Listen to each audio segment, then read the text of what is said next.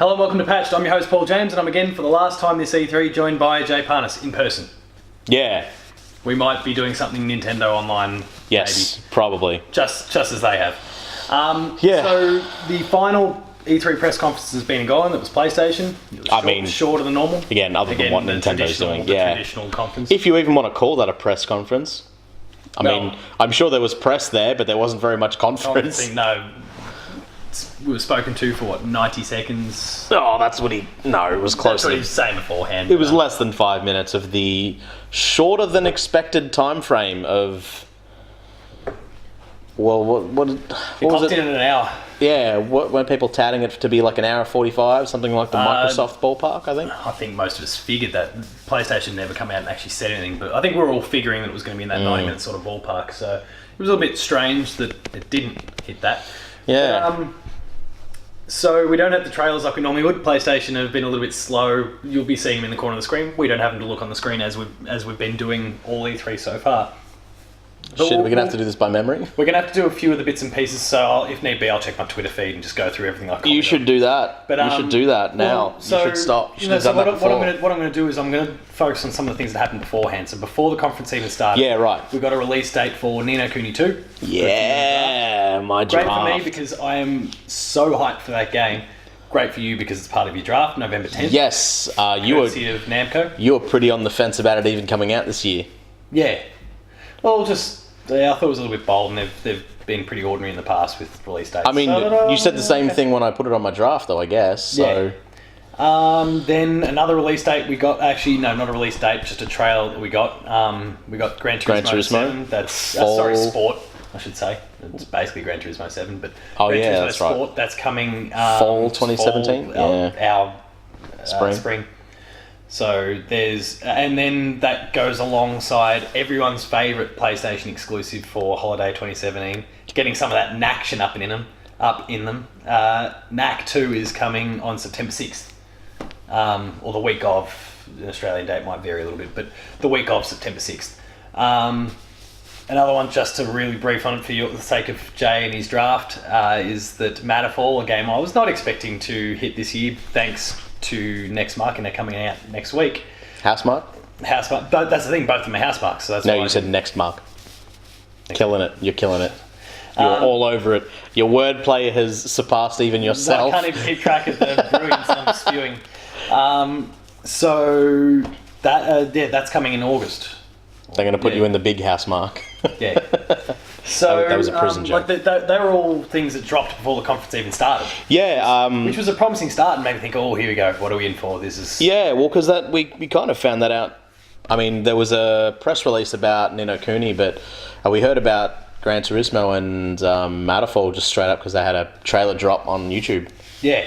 And as it turned out, they weren't there.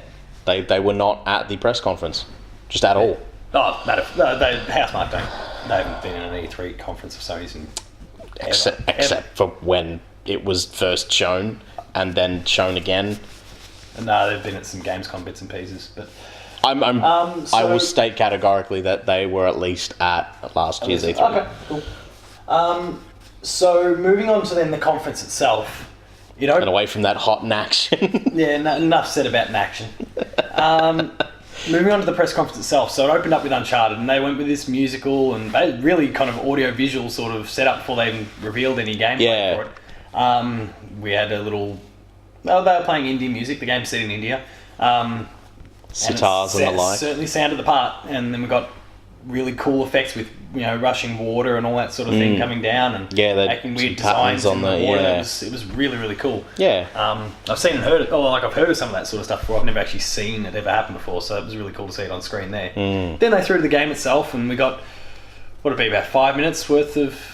Something like that. Maybe not even that. Yeah, but, it was a few minutes of your almost cliche Uncharted trailer of, hey, here's as many non-spoilery story bits we can cram into a trailer before our title card pops up. Exactly. Which, look, it was I guess in some ways nice to see it get that kind of action to say that it is getting... Shut up. To see that it is getting that sort of I guess, backing of, okay, cool, this is going to be a proper entry. This is not just some throwaway little, piece of DLC. This is a full... This is the real deal. Yeah. Which, and not that it's throwaway, but that links, I guess, to the next announcement that they revealed, which was Horizon Zero Dawn's DLC, which they said was coming. And it looks like a story DLC. It's story DLC, and it's coming later this year. Was it? Yeah, that one they just said they said okay 2017. Thankfully, yeah, no, it sucks without having the trailers here. Yeah, wouldn't that be nice? It's only that I've said something in my Twitter feed. Okay, yeah, right. So and it was the Frozen Wilds or something like that? Yes. Yeah. So, I mean, everything's kind of frozen in that bloody game, but... shit's cold. Yeah. Except for when it's not. When it's not. Look, Horizon is one of my favourite games. Well, actually, given that I haven't spent enough time with Zelda yet, it is my favourite game of the year to this point. Yeah. Which could, again, be surpassed when I finally get time for Zelda, when I get to Persona, when I play Ni no Kuni. Puyo Tetris. No, I like Puyo Tetris, but no. Yeah, Ni no Kuni. And Mario and all those sorts of things that are still Red Dead? Oh, wait. We'll talk about drafts next month when we get to go through our... Well, I mean, there are a lot of people saying if we're going to see anything about Red Dead, this is where it was going to be. No dice. Which, again, but I think we let ourselves get too hyped when it comes to Rockstar. I didn't. They don't need E3. Oh, sorry, I mean... Was not even in my consideration. We as a collective industry, I think. I guess. I don't people know. get so jazzed for the prospect of Rockstar at E3, and they just don't ever go. Yeah, they just don't care. They've been once, and they weren't even really there. They let PlayStation announce that there was the HD editions of GTA, or the next gen. Wasn't there some sort of like, hey, we're going to do a deal with Sony, and then they never did? Oh, there was the Asian thing way back, but even then they didn't show up. It was PlayStation that did all the work. Right. And it was the same as what happened with GTA, so probably not a surprise that they weren't there. We then moved from Horizon Zero Dawn into Days Gone, where we got a fairly meaty slice of gameplay there. Yeah, very quick-timey, but interesting. Well, there were periods where it was very quick timing. Like there was that bit where you get in the encounter on the road, you get knocked off the bike, and then the way you kill the guys is purely through quick time events. I mean, we saw last year that the running around with a gun was not quick timey, so we know that the whole game is not that, assumedly, if that's still in there somewhere. Just a few of those more scripted moments. Yeah, and look, that's fine. I mean, games do it. It was nice to see what it is. Some of the, and moving on from the quick time bit, the systemic elements of it. Like there was that whole period there where, and this was towards the end of the trailer, where you found kind of this base where there's a whole bunch of we don't know the enemies or whoever it is you're out to get. Another faction. Yeah, and they've taken someone hostage, and you're out to try and save them, and like there's multi tiers. It's kind of a glorified cubby house, really, that's been set up. It was like a trailing around the bottom, tree fort, I guess. Yeah. And you make your way through, and then you see this opportunity where there's a whole bunch of the zombies. I can't remember what they call them, but they're on the other I don't know if they had any special name for them. No, they did. Freakers were the name when they revealed it last year. All right. Yeah. Cool. So you're rolling through there. Welcome to your off-brand zombie names. You see them on the other side of this wall that is like this makeshift sort of wall that's been created. You creep past them first, and then you're like, hey. And then you set a little bomb, or like a little makeshift bomb on the wall. Light bulb moment. Blow up the wall, and then they just come flocking through, and you were talking about it was just like a stampede. Yeah, it looked like a stampede. It was a really crazy... And it was... Because you kind of had where it was like this... It was this constant moving body of all these sort of smaller bodies, but as the... I guess NPCs or enemy AI was trying to like take them out, you could kind of see it like drop in waves where you'd have sort of like the front line drop, but the rest of them would sort of keep coming and kind of being pushed back. So there was definitely that sort of, I guess, wave element that they sort of had last year. It was just, I guess, less fluid. Yeah, we saw it.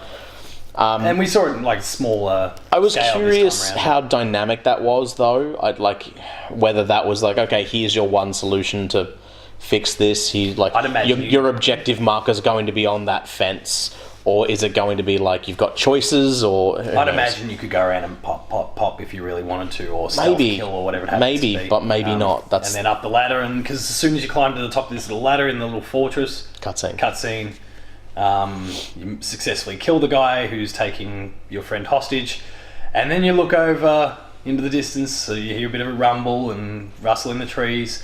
and out emerges like this. What was the hulking zombie? Zombears. That's the second zombie this E3. There was one in Metro, and then there was one here. Oh yeah. So it's the year of the zombie. Yeah. 2018, because Zombie Bears didn't get a release date for Days Gone. Yeah, that was. I think it said they explicitly said early 2018, but that doesn't really. Oh, they say early. Oh, good. I feel like they said early. I'm getting lost in the. I know God of War's early. We'll get to God of War. There was. I'm pretty sure they said early. I don't remember. That's right. So then next, the one thing with that though, like after some of the footage that we had after that game, they were sort of saying, it felt a little sort of Uncharted-y, where there was set pieces and also some action stuff like that. The main character felt a little different to Nathan Drake in the fact that he kind of didn't give a fuck. He was just. He was just ending people. Like there was as part of the cutscene, he just stabs a dude a couple times and then just literally just chokes a dude out, and then. I mean, if you want to make comparisons to other PlayStation IP, then it's probably more in line with The Last of Us in that regard, rather. Perhaps I've not played. And all that sort of thing. I've not played, so I couldn't. I should have asked David to bring it with you. It's fine. And then the little cutscene at the end, he gets the dude to headbutt him, and then just bang, no pause, nothing, just caps the dude straight in the head. That's it, done, finished. And then zombie. And then zombie, yes. It'd be interesting to see if that's kind of how they want to develop their character. Or at least that's how I was thinking. Okay, well, because in a lot of those sorts of circumstances, you do kind of have these sort of main protagonists, even in a zombie apocalypse setting where they're all touchy-feely, caring. And if this dude's just nah, fuck it, blat, then that's kind of interesting and cool. Yeah. Where it's survival, obviously, bang. I think that's pretty cool. And if they do, market it that way, that's pretty interesting. I like it.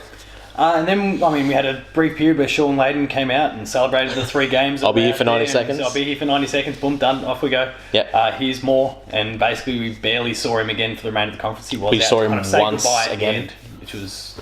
we'll talk about the goodbye at the end later. Yeah. But at that point, he went into this another trio of games here where we got Marvel vs. Capcom Infinite. Mm-hmm.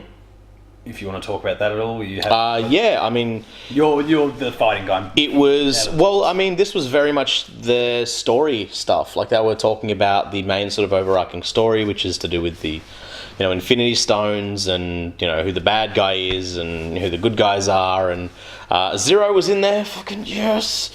Has he not been? Zero was no. He was in the last Marvel vs. Capcom, but they've kind of said that they usually only take one Mega Man character per. 1 to 2 Mega Man characters per, and usually the other one is Tron Bonne because he's a fan favourite. Yeah. From the Mega Man Legends series. Because Tron Bonne got its own spin-off game, didn't it? I think on PlayStation. Maybe. The Adventures of Tron Bonne or something. Yeah, like that. maybe. We had back when they made Mega Man games. Yeah. Didn't play it because I had no idea what the hell it was. Yeah.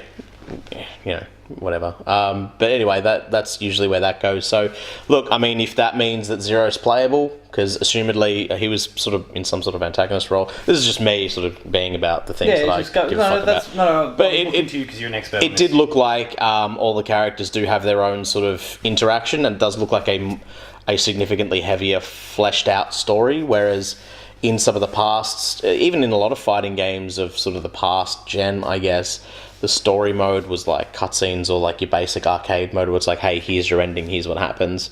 Whereas it seems like this year, the year of fighting game story modes is fucking on. Really emphasis. Yeah, because you've got your Injustice, which has got a super deep and engrossing one. You've got Tekken 7, that's apparently ridiculous. Done a fairly good job in that regard too. A crazy job. Not to mention it's got all the cutscenes from all the past games in there to add to all that. You've got there was another one. You got Guilty Gear, and I think there was a Blaze Blue that came out as well. And then just more on the way. Yeah, exactly. And Marvel vs. Capcom. You got a Dragon Ball Z one that's coming out. Was that this year? No, it's next year. Okay. 2018 is going to be a big year. You'll hear more about ridiculous that as we roll through this conference. But it looked like a very... And look, they said the story mode is out just now. You can go. It's a demo. Just go. Do it. Get it done. So if you are a fan of Marvel vs. Capcom or fighters in general, maybe jump on your PlayStation 4, check it out. Yeah, I will be. I'll be downloading that, see what it's like, see what sort of gaming content there is, praying and hoping that Zero's in there. Oh, in the demo specifically? Yeah. even if it's just a fight against, because if it's a fight against, then that means it's a look at what's going on. No, well, I mean, if usually in a fighting game, if you're fighting against someone that usually, unless they're a super big boss, like Galactus was in the last one, usually it means that they're a playable character. You know what I mean? So. Oh yeah, okay, that makes sense. So that would probably be where I'd go with that. But yeah, from there we then moved on to. Because Capcom. This was a little bit of a Capcom segment. They delivered that, which was a known commodity, and then what we're calling Monster Hunter World. And we were kind of Twitter, and then you and I were kind of arguing a little bit as to what the hell, like, this can't be Monster Hunter. Nintendo's basically locked that down. They've got Double X, they've got stories on the way. I mean, but no, it looked like that sort of very far more realistic than what has been possible. Yeah, and I'm not a huge Monster Hunter sort of player or fan or anything like that, but the amount of mobility that your character had with like the grapple hooks and stuff like that, I don't feel like I've ever seen that before. Now, whether that's been in it or not. Yeah, neither of us are big Monster Hunter people, but this might be my first. I've had a few of them and been like, I'll play this, and just never got to it. And look, if it's a seamless circumstance where it's not just you having to bring people in, if it could be this seamless world where you could just walk up to people and be like, hey, how you doing? You know, join the party, kind of almost Destiny style, and then just fucking go out, do a hunt, drop out. You know, you've got maybe that's what the world thing even implies too. Perhaps, I mean, it's only subtle, but maybe that's what it implies. That would be pretty crazy, because I mean, everyone, like, the end game is kind of where all the crazy stuff in Monster Hunter is. I remember back with even the Wii version of, I think it was Try back then, like, there was all the single player content, and then it was basically literally another game's worth of multiplayer content that you could only play online. And that was a Wii's online, so fucking whatever. But yeah, if that's what they're going for, crazy. So next we threw back to... It's been a long couple of days. And I still got to stay up to write about Nintendo tonight. You and me both. Well, not the writing, but... So, yeah, you get to consume and enjoy. I get to consume, enjoy, and try and frantically come up with a news post. But anyway, next up we went back to Sony first party, because Shadow of the Colossus, the PS2 classic, is being remade. Not a remaster like we saw last generation, because they could very well have just gone, hey, we're just going to port HD again. They didn't. It probably is in the Last Guardian engine, I would guess, right? Yeah, it looked. Yeah, it looked fantastic. It'll be improved significantly. I mean, we were watching it on that engine. They've been polishing and working on for 10 years. 720 or something, was it? Yeah, we were watching in 720. So that in 4K, like 4K fur. Are you kidding? I mean, that was one of the things that it always was. The level of detail there was really impressive. Yeah. Even the like the character models and textures on the character itself, very crisp. Because I remember the previous, like the old, quite kind of flat, pointy, but man, this was something else. Yeah, I'd be really interested to know what their kind of justification was, because they did do a remaster last generation. The Last Guardian did fairly poorly in terms of sales. I guess Shadow of the Colossus has more cachet, and it hasn't been through this ridiculous troubled development that... Maybe they want to keep telling the story. Yeah. Well, there is a standalone story. I don't know, like, I mean, you finished it, right? Last Guardian. Yeah. I mean, maybe, like, there's potential for additional story there. Yeah, what are we talking about? Are you talking about Shadow of the Colossus? Or yeah, sorry, I said Last Guardian, you said yeah. I finished all three anyway. Yeah. They're all standalone things. So. They are, yes, but, you know, there's no reason they couldn't be like, hey, you remember that game? That game is pretty cool. We could put that into our new engine and, hey, you know, maybe something else down the road. Yeah, I don't know. I mean, I feel like, Studio Japan worked alongside From Software to get Bloodborne 2 out. Bloodborne. So Bloodborne 2, I wish. Surprised, like, why couldn't Japan Studio work with them again? And like, I think it would have been a better, smarter use of resources. For all that, Shadow of the Colossus is great. For Bloodborne 2 instead. And there are lots and lots of people that are over the moon that Shadow of the Colossus is coming back, but I don't know that's necessary. I mean, the year is young. Yeah. PSX is still to come.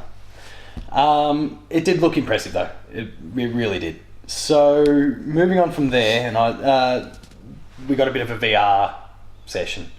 Quite a lengthy VR session, Yeah. actually. So Supermassive, fucking killing it. represented twice. Now those are the guys Both who did with new Until Dawn. IPs. Yeah, new IP on PlayStation VR. Crazy. Didn't necessarily suggest exclusive, but No, they didn't. That's true. and maybe it is.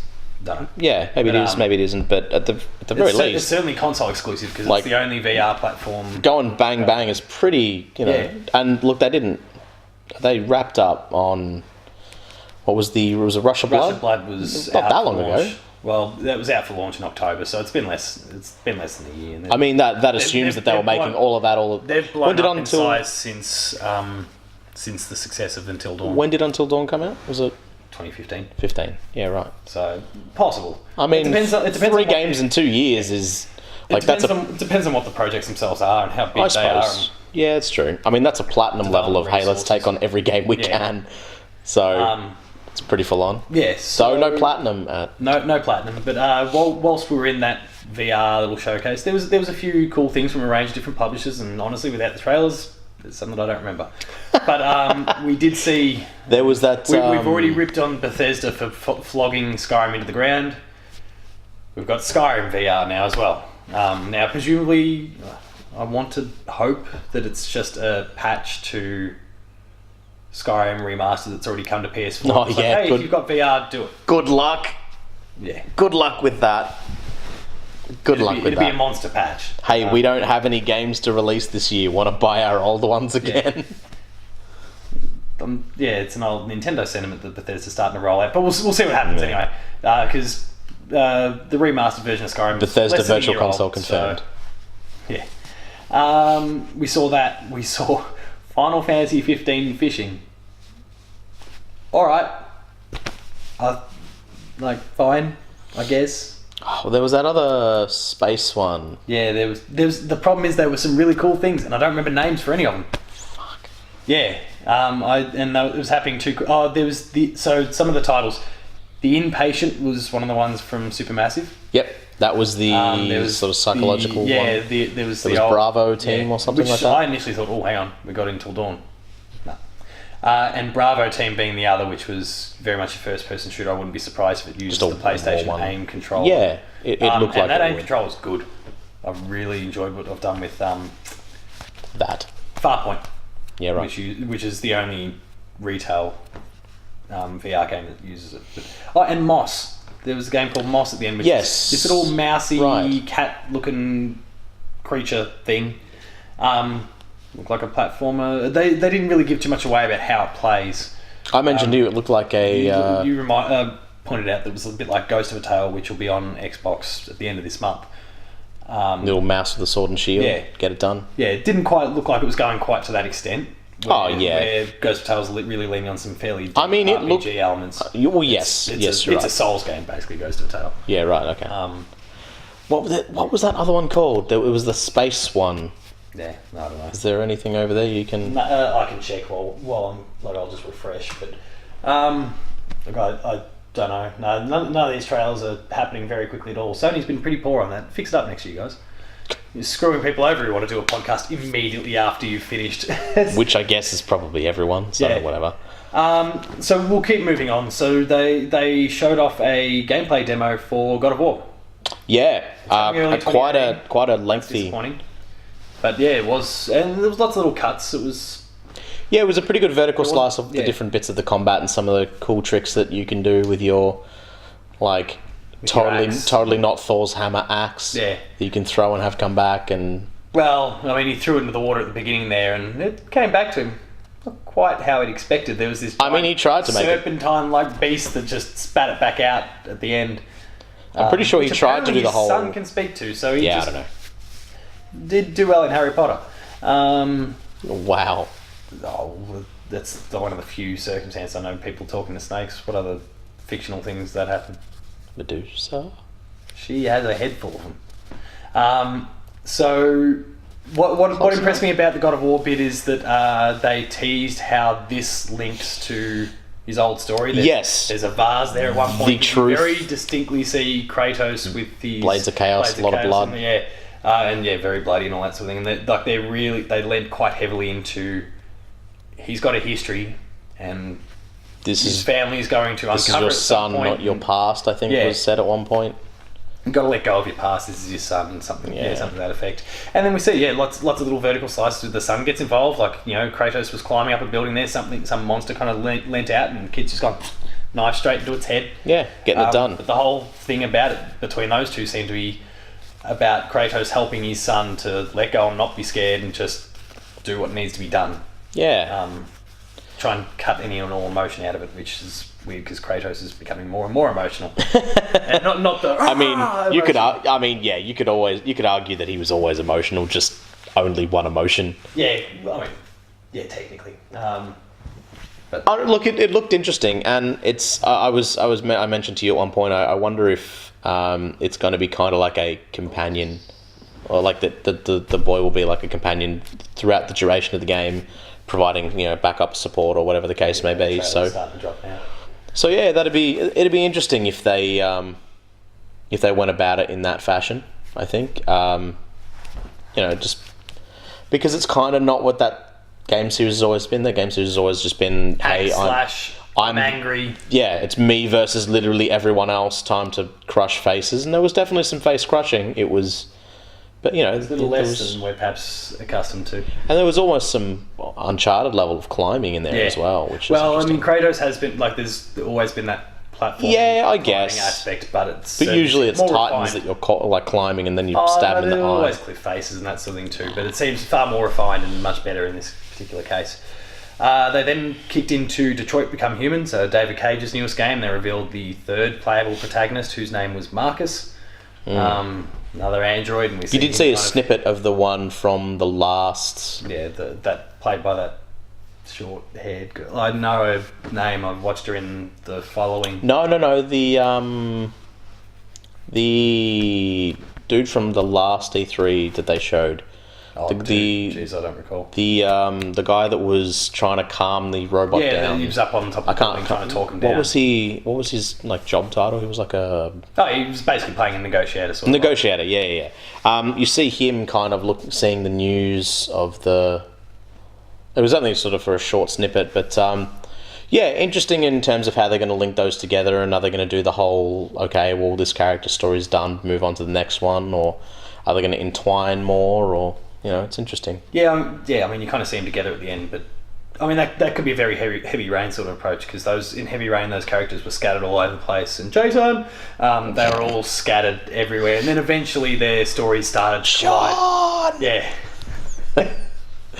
Sorry.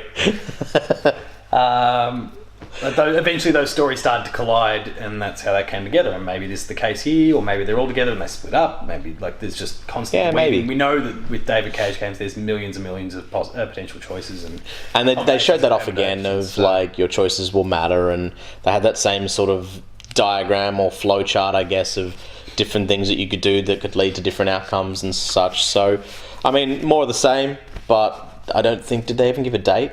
I think they said, did they even say 2018? No, they just kicked straight out of it. Yeah. So there you go. There's David that. Cage does take a while with his games. So when was his last one? 2013, 2012, 2013. No, 2012. What was the one with? Was it on the page? Beyond Two Souls. Was that this gen? No, last gen. Okay. Well, there you go. They ported them both across, but so it would have been maybe 2012, 2013. Yeah. So hurry up, mate. There's not that. Speaking of hurry up, we're flying towards the finish. There's not that much left to talk about. Well, that's because they just went bang, bang, bang. There was no real conversation about... let's get this done and we're out of here. Yeah, it was really just watching, and without sort of having the trailers there to view, which you will, and I'm sure... Yeah, you'll see in the corner. Yeah, it is what it is. There was just a lot to watch. You kind of just sat back and wished you had some popcorn. Apparently people in the crowd did have that. Yeah, I wouldn't be surprised. Cool. I love that. Sure. So rolling on from there, we've got two things left to cover. Destiny 2 had a bit of a showing. Yep, they were pumping that up because Destiny's been at basically every E3. As did Call of Duty for a while. Call of Duty 2, I forgot. Yeah, good point. Yeah. So those two Activision games had a decent representation there. Yeah, I think they showed a bit more of the story, I guess, from Destiny, not anything more than they've shown, And really. the same kind of Call of Duty as well. It lent in the story there and how, I mean... Yeah, it's World War II. It looked we know very... the story of World War II. It looked very cinematic in the way that, some of the first-person shooters have over the last sort of couple of years, I guess. Yeah. So it could be interesting. They could do, I guess, what Battlefield did, where it was just like a lot of vignettes of cool, bits of... Well, cool... not really. It's World War II, not cool. Like, interesting stories. Yeah. Which could be very interesting, I guess. And look, it is Sledgehammer, and their last outing was Advanced Warfare, which was, Kevin Spacey'd up. So, who knows? Could be good.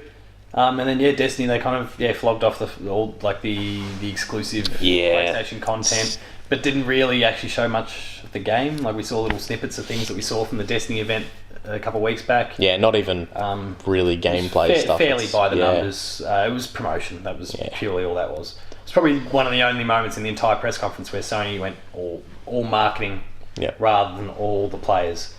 They didn't really talk about any of their hardware or anything. There was no price drop. There was no VR in the. This is But that's the thing. They didn't talk about how we're revolutionising the market with this VR thing that we're doing. No price drops or any of that sort of rubbish. Yeah, they're just like, cool. Here's some more games for that thing that we do. Yeah. So So that was, that's all the third-party representation done now. So the final thing we've got left to talk about... Was there anything else before that last final thing? I feel like we might be missing something. Not according to my Twitter feed. Okay. And I'm glad you brought up Call of Duty because, I didn't put anything about that. But, because why would you? Because I'm not a big Call of Duty fan. Alright, go for it. The final thing that we got to talk about was...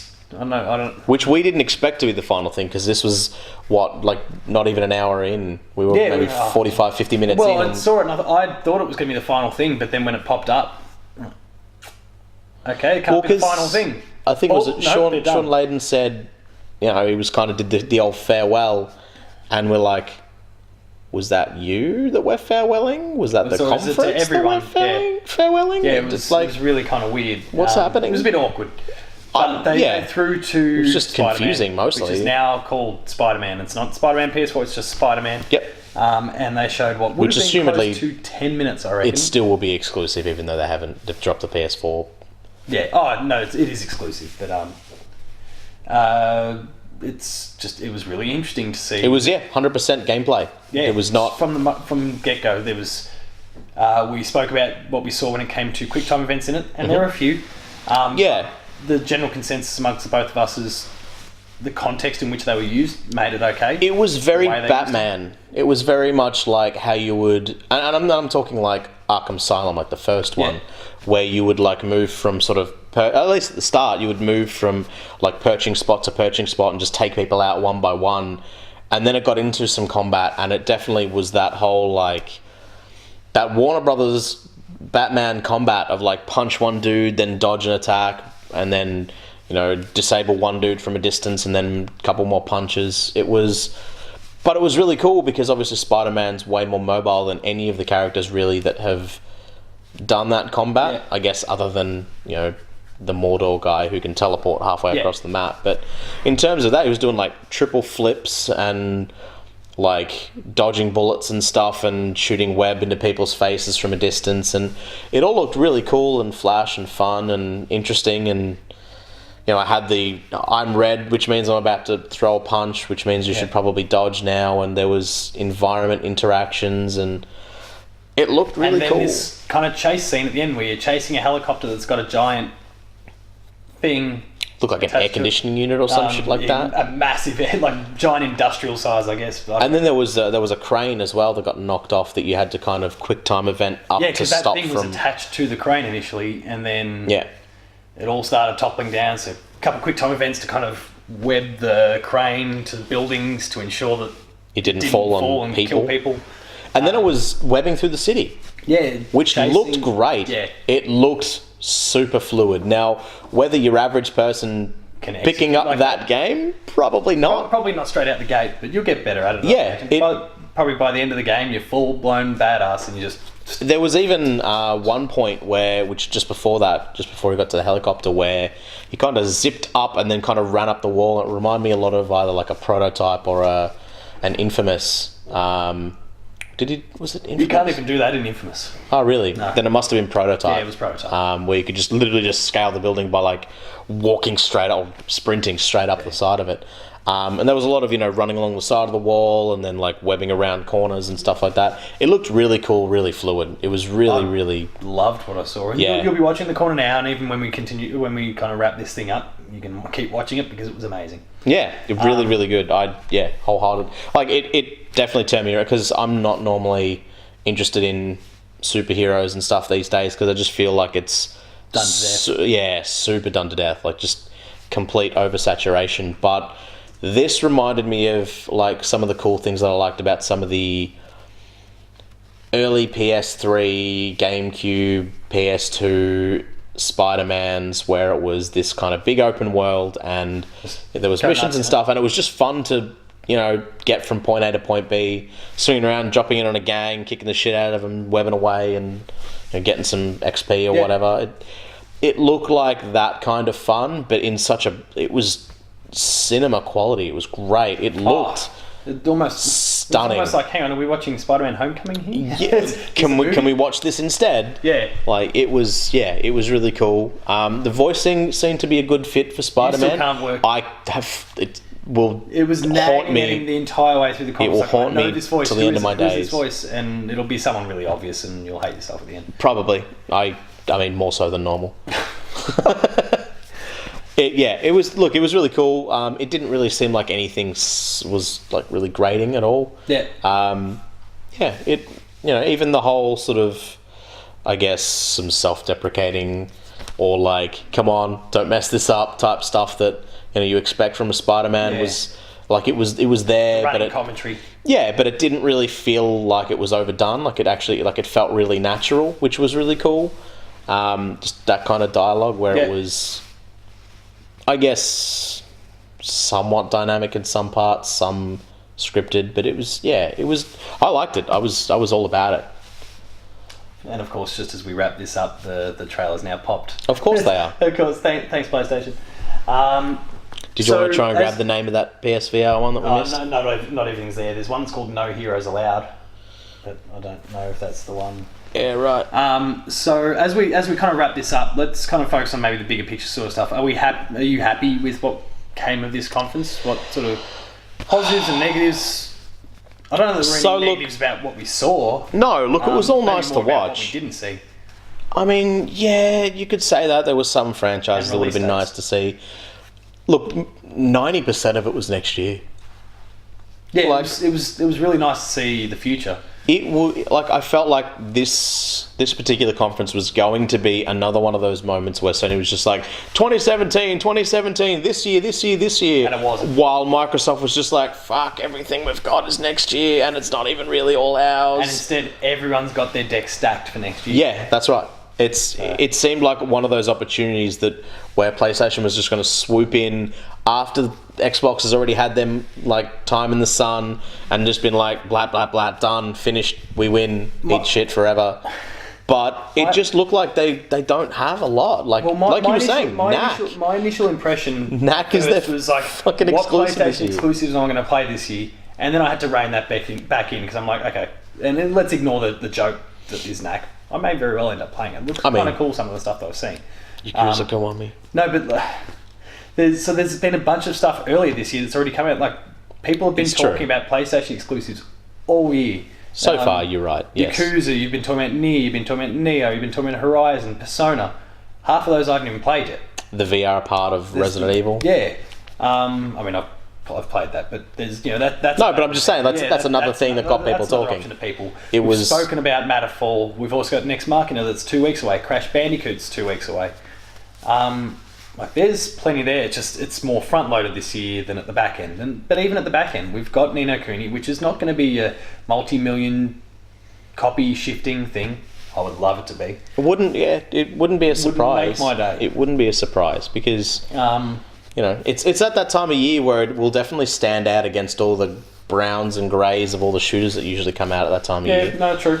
So we've got that. We've got Gran Turismo. We don't have a specific date, but we've got Gran Turismo. Assumedly.